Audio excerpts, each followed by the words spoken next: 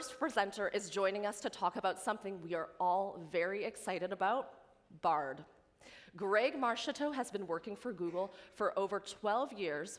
He is a sailor, a musician, and he is passionate about how humans interact with machines. And now, I invite all of you to meet Greg Marcheteau and Bard.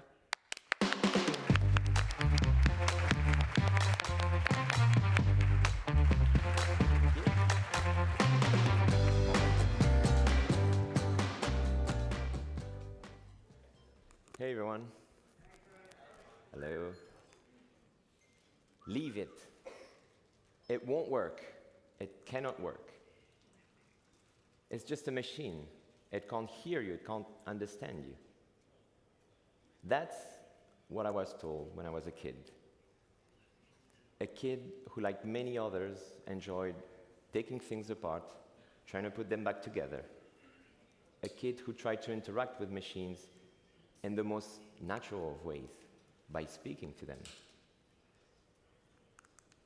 I tried to reason with the radio and convince it to play my favorite songs. I got angry when the TV refused to play the Scooby-Doo episodes that I had missed the previous week. But the machines were not capable of doing these things, not yet. Fast forward to last week, I was driving with my son, he's 6 years old, and he just asked the car to play a song. And he didn't know the title, he didn't even know the lyrics, so he just hummed what he remembered from the melody. And just like that, a few seconds later, the whole family was singing, "I like to move it, move it." I know. And he was not impressed, and you're probably not that impressed either.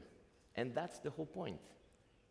Technology keeps building upon itself, and our expectations evolve as what used to be a cutting edge becomes part of the foundation, right? And that's why I decided to work on digital assistant and human-machine interactions. And that's why I'm really glad to be here to tell you about Bard and some of the most exciting features that we've been building into it. And I'm glad to be able to talk directly to you, product experts, the people who are helping users make the most of our products. So what I'd like to do today is equip you with some knowledge and context about how we're building Bard, with what mindset, and what's coming next. And I'd like to do that in the broader context of our approach to product innovation. So AI is clearly one of the most profound technologies that humanity is working on right now. It's a massive shift on the scale of technological revolutions, like the internet or mobile. And of course, it's already infused into so many of our products.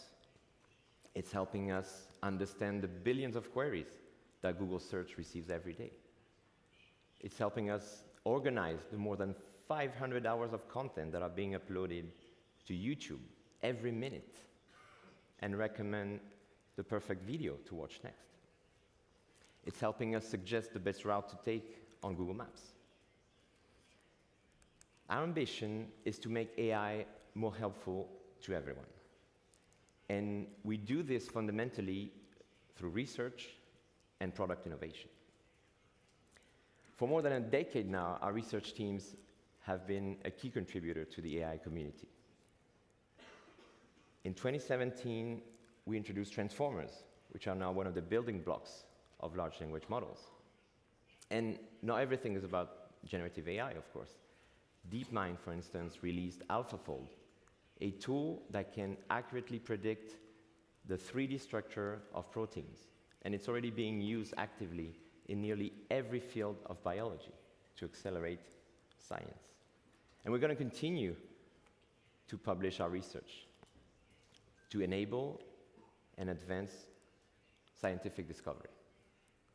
Now, on the product front, 2023 is a big year for us. It's a year of massive innovation. We've been releasing new capabilities and features across so many of our products and platforms. So, I promise I'm going to get to Bard, but I just can't resist showing you some of my new favorite features from other products as well. I've been playing a lot with Magic Editor. It lets you make complex edits, like moving people and objects around the frame, reworking the background, or adjusting the lighting. So you get the perfect picture every single time. Or in Maps, last year we introduced Immersive View, which combines billions of pictures, aerial and street-level pictures, to create this new high-fidelity representation of a place. And you get all of that directly into Google Maps. And this year, we took the same technology and we started to expand it to routes on maps. So you can get an overview of your whole trip. You can zoom in and get this incredible bird's-eye view of the journey. And along the way, you get air quality, traffic, and weather information, so you can plan accordingly. And there's more. Now you can check out a place and get a glimpse inside. And this is generated by neural rendering from images alone, right? Here's another one that I've been using a lot. In 2017, we launched Smart Reply, short responses that you could select with just one click. Next came Smart Compose, which offers writing suggestions as you type. And now, with a much more powerful generative model, we took the next step in Gmail with Help Me Write. Just type in a prompt for the email you want, click Create, and a full draft appears. It can pull in details from previous emails in the chain, and you can ask it to elaborate or formalize bits. As I mentioned, our focus is on making AI helpful to everyone. And we want to do this in a bold and responsible way. And I think Bard is one of those product innovations that capture really well how we're being bold and responsible. Just a few months ago, we introduced Bard as an early experiment. Bard is a conversational AI tool that lets you collaborate directly with our most capable models. It can help you brainstorm ideas for a game night with friends. It can be your creative partner at work. You can ask for tips and inspiration. And it can help you prepare for a new challenge. Ever since we've launched Bard, we've been learning and iterating really fast in order to make sure that Bard is helpful and accessible to people everywhere. So it's really great to see that people have been using Bard in more than 40 languages across over 220 countries and territories. And we are constantly adding new capabilities to Bard to make it more helpful. Today, I'd like to tell you a little bit more about extensions, which we just released recently in English, and we will expand to other languages. Just about everything we do in life involves a little bit of information gathering and planning. And Bard can help you work across sources so you can just focus on your idea and bringing it to life. Extensions make it possible for Bard to collaborate with apps like YouTube and Maps, or even with your own content from Docs and Gmail. So what does that mean? Well, Bard can retrieve and help you work with real-time information from YouTube, Maps, hotels, and flights. And you can pull together what you need across sources in a much easier and faster way. So you can collaborate with the world's information, but also with your own. You can enable Bard to access the information on your Gmail, Docs, and Drive. So you can find, summarize, and answer questions across your personal content all in one place.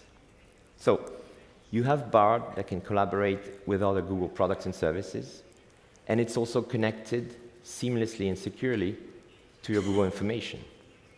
And when you put the two together, everything becomes so much easier. I'd like to show you what it looks like in practice with a video. It's hard to make an idea come to life when the information you need is in different places. But now, you can collaborate with the world's information and your own, all in one place with Bard. With extensions, Bard can now connect to Google's apps and even gives you the option to pull in your own information to make it all come together. Like when you're making a plan.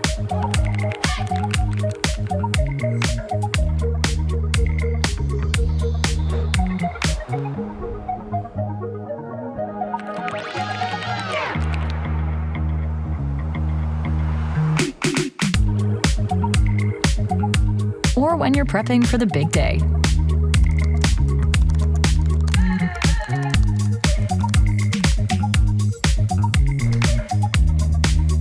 Or when you want to make sense of something.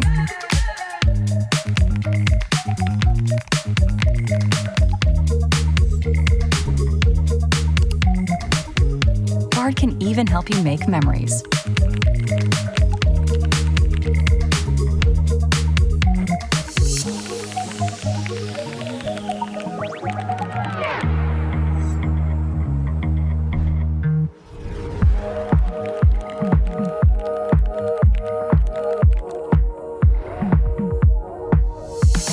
Pull in the info you need just when you need it, so you can keep your ideas moving forward with Bard as your helpful collaborator.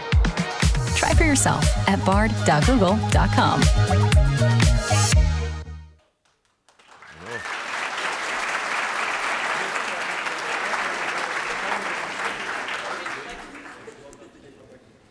So we're rapidly and boldly innovating with Bard, right? But we're also committed, as I mentioned, to responsible innovation, right? And in the past 12 months, advances in AI have fueled an unprecedented pace of innovation, clearly. Consumers and businesses are adopting new solutions very rapidly, solutions that didn't even exist a year ago, right? So we're aware of some of the concerns that users and society at large can have about these new tools, including Bard.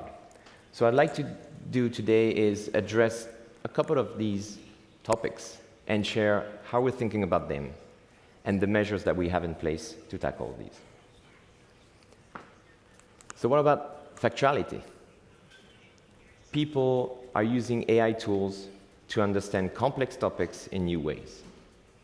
But as we know, large language models can confidently produce incorrect information. And it can be hard to trust a claim made in a response. So being responsible with AI for us in this context means empowering users to trust results and providing tools for fact-checking. With the power of Google Search, you can now double-check Bard's responses. When a statement can be evaluated, you'll see it highlighted in Bard's response, and you can click to find out more about similar or differing information coming from search. This feature helps spot contradictions and ultimately make a more informed decision about a claim. It's all about user trust. And more generally, if users see something that isn't accurate, of course, we encourage them to click the thumbs down button and provide feedback. This is one of the ways in which Bard will learn and improve. What about privacy? I just told you that Bard cannot connect to your Gmail, Docs, and Drive. How do we protect users' personal information? When you use these extensions, your content from Gmail, Docs, and Drive is not seen by human reviewers. It is not used to train Bard's model, and it's not used to show you ads. But what happens if you use Bard with other Google products and services?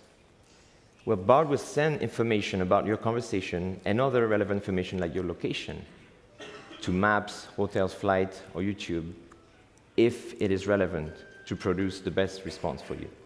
And the data that is shared is not associated to your Google account. It's automatically deleted by Google. And again, it's not used to show ads.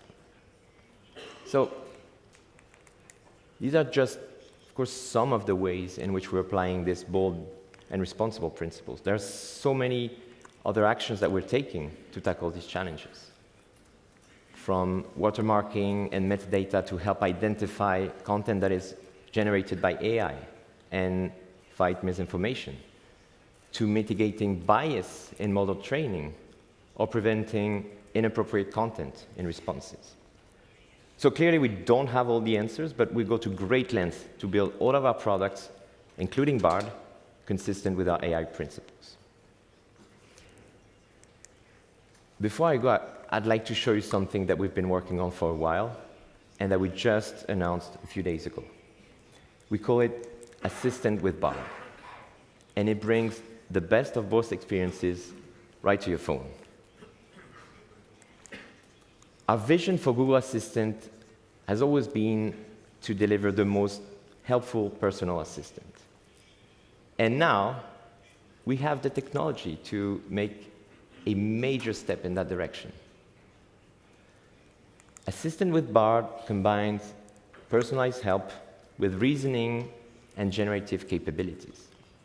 So, it is aware of the context, it can hear, it can speak, it can see, and it can even take actions that help you out. All of that in the device that you always have with you. So I'll show you a few examples of what it's going to be able to do.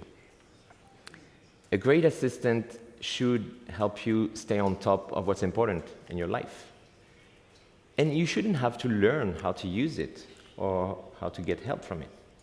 So you can just open Assistant with Bard and say, catch me up on any important emails I've missed this week. And you get an overview of what's in your inbox that you may have missed. And it's not just a list of emails. Assistant with Bard can get the details for you. There's a birthday party invite in there. Where's Grayson's party? Assistant with Bard would get that information from the email and collaborate with Google Maps to produce this visual response. How long will it take to get there? And here's another response where Assistant with Bard collaborated with Maps to augment the answer with an overview of the journey and a recommendation that takes into account typical traffic around the time and location of the party. And you're on your phone, so you can do more. Text Jenny, do you want to ride with me to Grayson's party? Assistant with Bard pulls together everything you need from different products and services and lets you take action, so you can just get things done more easily. So what you have now is a conversational overlay that is a completely new way to interact with your phone. That's pretty much what I wanted as a kid, being able to interact naturally with devices. And I just showed you a couple of examples, but just imagine what else you're going to be able to do with that. This opens up so many possibilities as we bring together generative AI with assistive, action-oriented, and context-aware experiences. We're going to be rolling out Assistant with Bard shortly to trusted testers, maybe some of you in this room, or on the live stream. And then we'll expand availability as an opt-in experience in the next few months. We very much look forward to your feedback. And I'm not just saying that. It turns out human feedback and evaluation are absolutely key in improving tools that are powered by LLMs. To improve Bard, we use a technique called reinforcement learning on human feedback. And we've tested Bard, and we continue to test it rigorously. But we also know that users will always find new ways, unique ways to test it further. So yeah, we look forward to the new prompts that you'll come up with and to your feedback, because this will inform what we do next to keep improving Bard. So think about today's kids. interacting with machines in new, unique ways, and trying to do things that are not yet possible. Well, I bet you that one day, some of them will be in a room, just like this one, discussing innovation that we just can't imagine yet. And I cannot wait. Thank you very much.